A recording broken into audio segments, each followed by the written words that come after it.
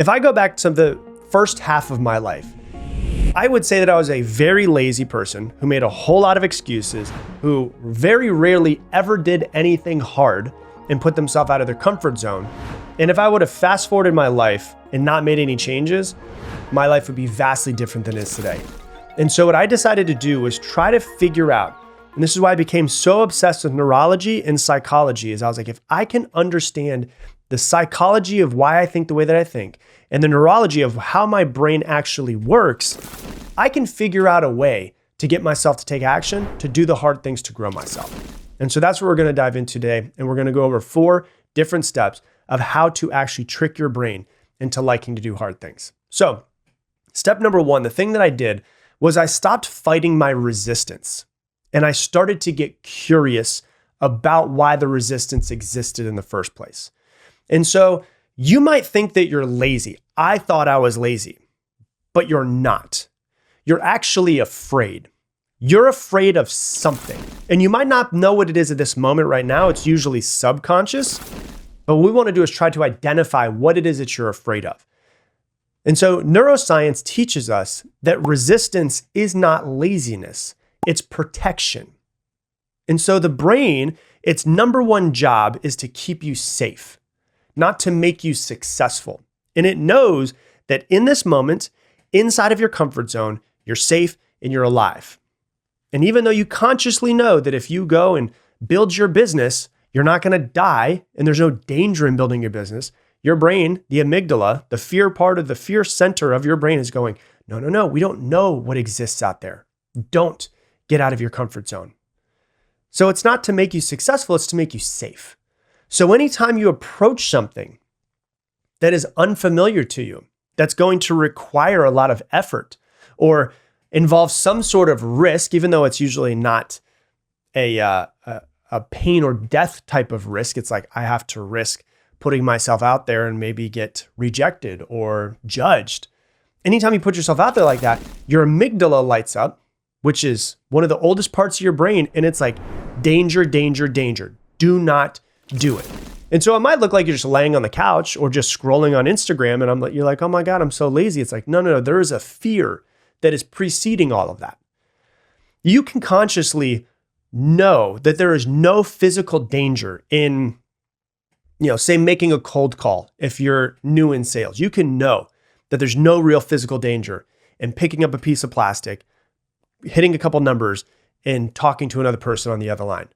But you still feel terrified to do it. As if, you're walking into the dark at night in the middle of a forest. Why? Why do you feel terrified? Well, there's no actual threat. You will not die, but you still feel the same physical fear inside of your body. So you don't do it. You can consciously know that there's no real physical danger from starting a new business, but you still feel terrified of starting that business, even though you consciously want to do it. Why? Once again, there's no actual threat. You will not die from starting the business, but you still feel the fear, so you don't do it. In turn, you do something else. You have some form of procrastination, and I like to use the phrase avoidant behavior instead of procrastination. Is avoidant behavior means you're doing something else instead of doing the thing that you need to do. And then you call that doing something else being lazy, when in reality, you're afraid. So what do? You delay. And once again, you delay not because you're lazy, you delay because you're afraid of something. There's some sort of fear. And so the first shift that I made was this. Instead of judging my fear and judging my resistance, I started getting really curious and I started questioning it and listening to it. So I started thinking about okay, I want to grow my business, but I'm not doing it. I'm scrolling on Instagram instead. So I started getting really curious. I was like, hey, what are you afraid will happen if you grow this business? What's your biggest fear? What's the story that you're trying to protect yourself from? What are you afraid of? And I started to get really curious and I started to find pieces of myself that I never really knew were running the show unconsciously behind the scenes. And so you need to make the unconscious and bring it to the conscious. And then you need to write it down with pen and paper and work through it as if it's a math problem. Ask yourself questions around it. Try to poke holes in it. I always say, try to ask yourself as many questions and poke holes into your fears and poke holes into your beliefs. Am I really going to die if I pick up the phone and call somebody? No. Is it really that big of a deal? Not really. They might say no. They might hang up on me. Am I blowing this out of proportion? Actually, yeah, I am. So for me, what I discovered was really profound. Most of the resistance wasn't about the task at all. It was about some sort of fear that I had behind what I thought would happen. And I realized that the fear, once I brought it to the surface, was completely ridiculous. The fear of being judged or failing again or losing control. And once I saw the fear for what it was and I named the fear, the emotional charge that was behind it kind of loosened. It wasn't like it just completely went away, but it was like, instead of fighting somebody in the dark, I just flipped the light on and I was like, oh, there he is. And so then I started questioning it and poking holes in. I found out that all of my fears were just complete bullshit. And the control over me was weakened as I started questioning and poking holes in it. So you have to learn to question yourself more often. And I realized throughout this process, I wasn't lazy. I was just scared of something. And when I brought the thing that was the fear to the surface, I was able to work through it. So that's step number one, is I stopped fighting my resistance and I got really curious with myself. The second thing is that I rewired my identity around what difficulty meant and what difficulty meant to me. And so the root of all sustained behavior change is identity shift. Like, the root of everything is I need to shift my identity. Because if I don't shift my identity, it's the reason why, 80 to 95% of people who lose 20 pounds gain all of it back within 2 years. It's the reason why 70% of people who win the lottery go broke within 5 years, is because actions shifted and reality shifted, but identity didn't shift. And so you don't consistently do something. You don't consistently do hard things because, you should. You do them because you believe that's who you are. I am somebody who does hard things. Now, believe me, for the longest time, that wasn't me. I backed away from doing anything hard. And I would just throw excuses at everything as to why I wasn't having the life that I want. And I also thought that I was lazy, and I thought that I wasn't mentally strong enough to create the life that I wanted to. So I started looking at myself differently and speaking to myself differently. And no joke, I'm not kidding you. Like, I, as a child, was obsessed with basketball, like obsessed with it. I wanted to be in the NBA more than anything else. And even though I wanted it more than anything else, I was the type of person where every time I would shoot, I would think to myself, I hope I don't miss. That's the type of person that I was throughout my entire life, though. I hope I don't miss. I hope I don't miss. And I started saying to myself, as I got older and as I started learning this into my 20s, as I started changing the way I spoke to myself, and I stopped saying, I hope I don't miss. And I started saying to myself, it's going in. And I get it. This sounds dumb. It's not a huge difference, but it actually worked.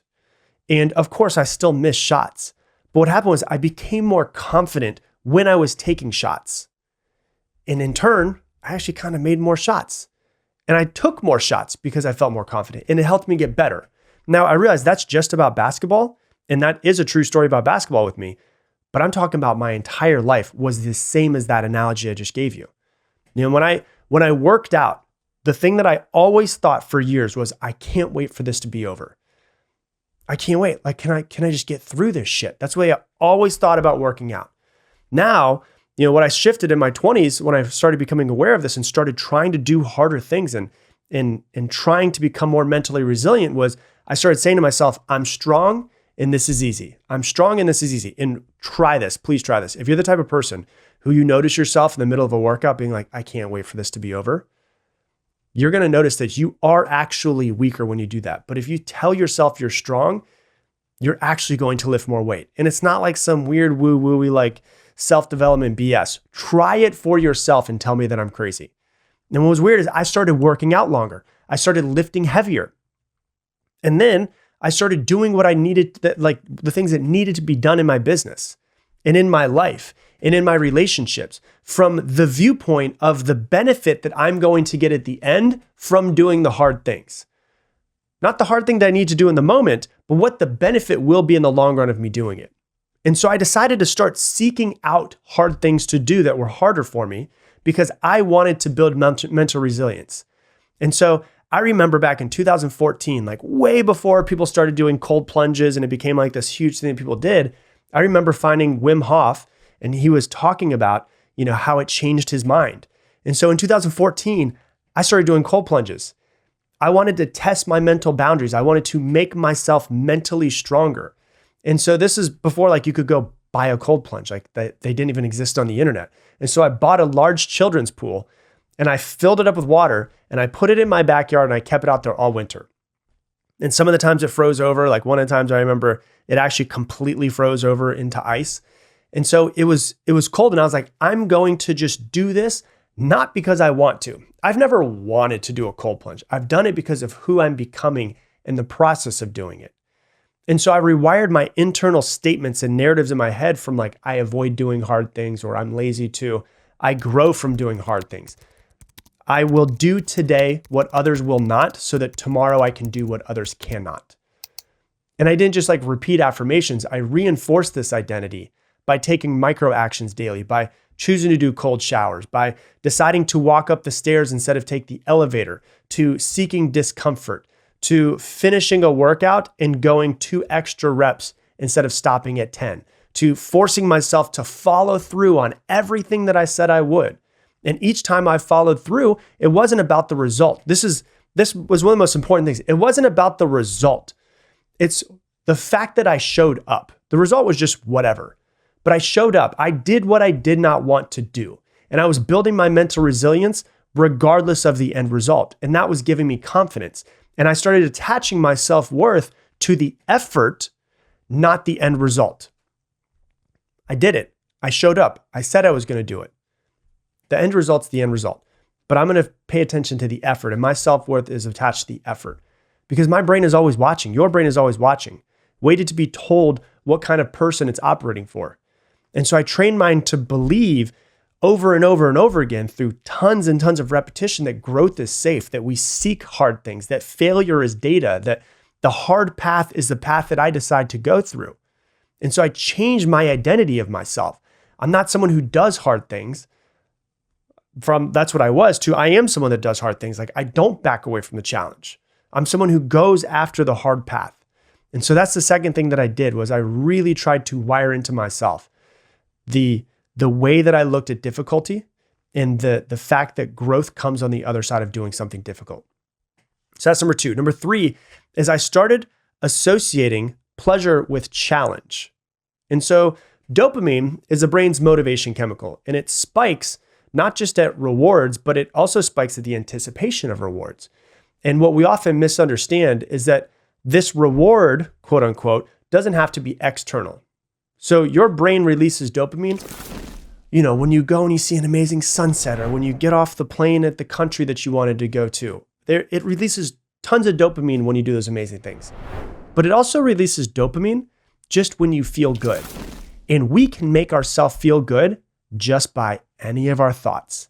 And so it doesn't have to be just external of traveling to a country, falling in love or having an amazing dinner. It can be internal as well. It can be internal sense of pride. I'm so proud of myself for showing up and doing what I said I was going to do. We can release dopamine by having a sense of meaning and working towards it. We can release dopamine by finding what we're aligned with and staying in alignment with it. We can release dopamine by feeling fulfilled, by thinking about how excited we are for our own growth. And so I rewired the association. I stopped thinking about just the hard tasks as chores and these dull things that had to be done. I started thinking about the hard things and I started linking them in my mind with expansion and with being better. And so I rewired the way that I thought about what I was doing. And every time I chose to do something hard, I didn't wait until the end to feel good. I told myself, this is what evolution feels like. I need this to grow. This is a good thing. Thank you so much for showing up for us. And I spoke to myself like there was someone else that was with me when I was doing the workout or when I was doing the meditation. I'm so proud of you. I'm so glad that you're doing this. And as I'm talking to myself in these positive ways, as if I'm like the biggest hype man ever, I start feeling really good. And as I start feeling really good, I'm linking the thing that I'm doing, this challenging thing, with my mind going, hey, this is good. This challenge is good. It's not something to be afraid of. We actually like doing this. And I'm training my brain the same way that you train a dog.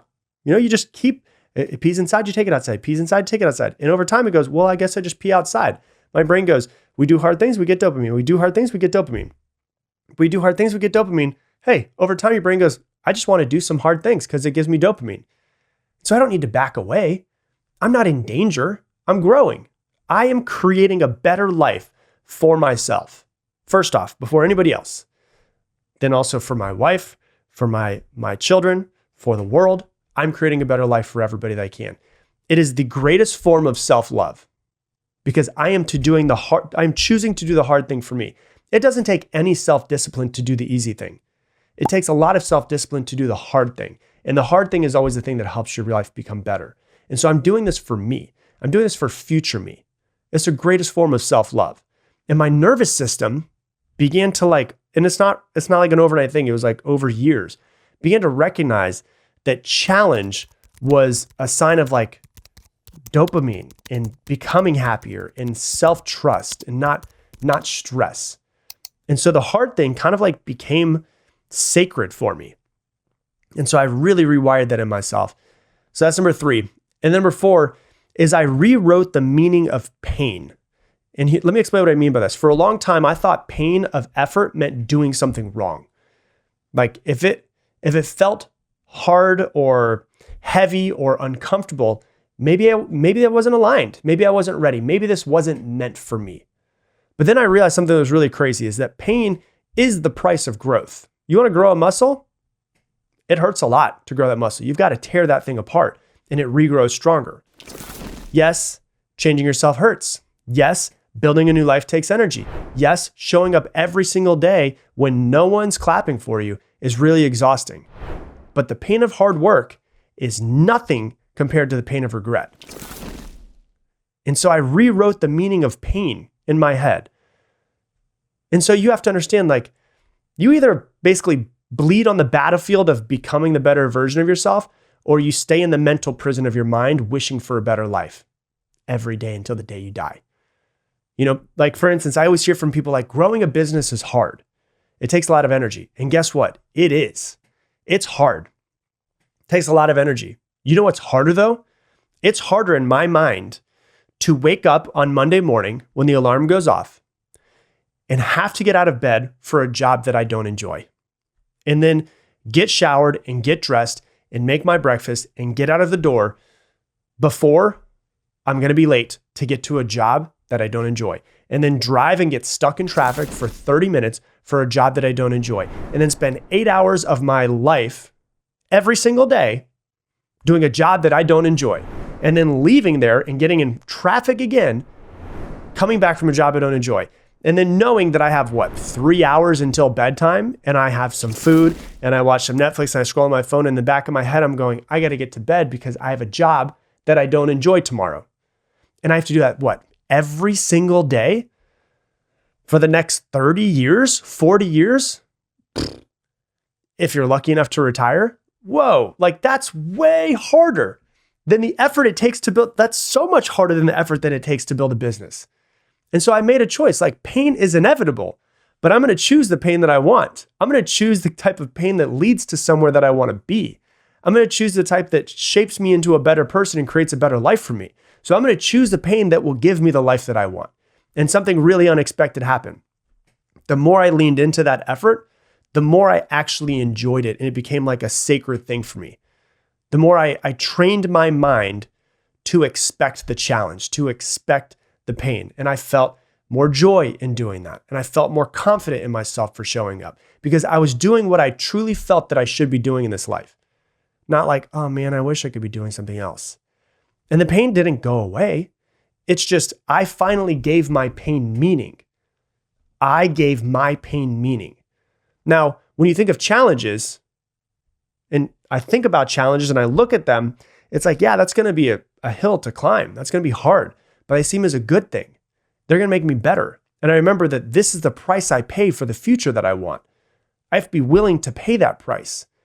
And the weight might be heavy, but carrying that weight's going to make me strong. And so you have to understand there's pain either way, but it's way more painful to do something that you don't love for the rest of your life. And so I rewrote what pain meant inside of my head. And so ultimately, I want you to understand this. The most important part of all of this was as I was doing all this, I started to fall in love with who I was becoming.